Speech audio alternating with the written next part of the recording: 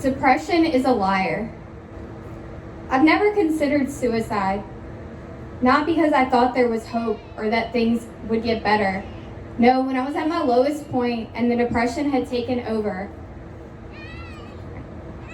my inherent fear of dying is what kept me alive. But that's the thing about depression. It engulfs you until all that's left are negative emotions. It replaces hope with despair, happiness with emptiness, and love with loneliness. Because depression is a liar. It will poke and prod until you can no longer see the good things about yourself or the world. And without help, it will continue to eat away at you until there is nothing left but darkness. And postpartum depression is the cruelest of them all. The same body, your body, that has the amazing, incredible ability to bring a beautiful being into this world, it can turn on you in an instant.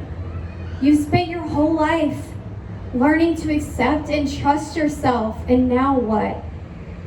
Your very being is telling you that you're not enough. But depression is a cold-hearted liar. Suicide prevention stresses us to look for the signs. And then we inevitably blame ourselves when we didn't know, when we couldn't save them. The thing is, the signs, the withdrawal, the acting out, the recklessness, those are very valid. But a lot of the times they're seen in teenagers. Because as adults, we become so adept at masking our emotions, at building up our defenses, our walls, that even those closest to us, especially those closest to us, we make certain that they don't see anything at all. We're trained to spare others our pain.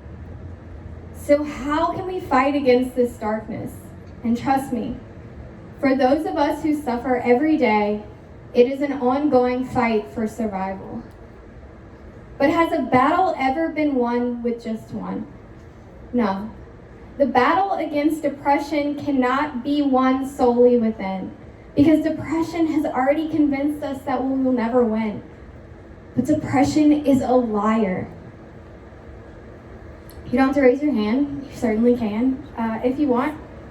How many people here has had that feeling of immense emptiness? How many mothers have been engulfed in worthlessness, shame, guilt, or inadequacy? How many of us have thought, for one moment, that maybe it would be easier to just not exist at all? At 28 years old, I had been fighting all my life against the darkness, and I was so tired. It wasn't until my therapist pulled me out of its depth that I felt like I could continue the fight, that I started to hope and dream and do again. I am certain I could not have gotten through that time without help. Looking back, depression took a lot from me.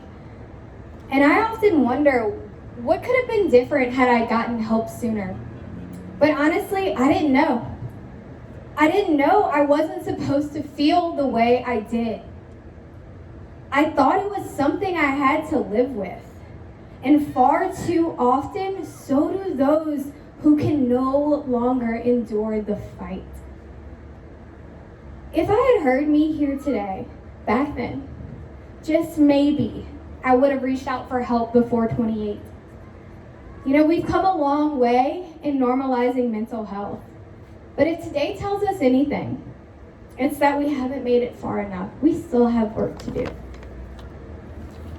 So I implore you, talk to each other, be vulnerable, ask for help, reach out to your strong friends, and be bold in your conversations about mental health, because you are so very not alone. I am so sorry for your loss. Thank y'all for having me.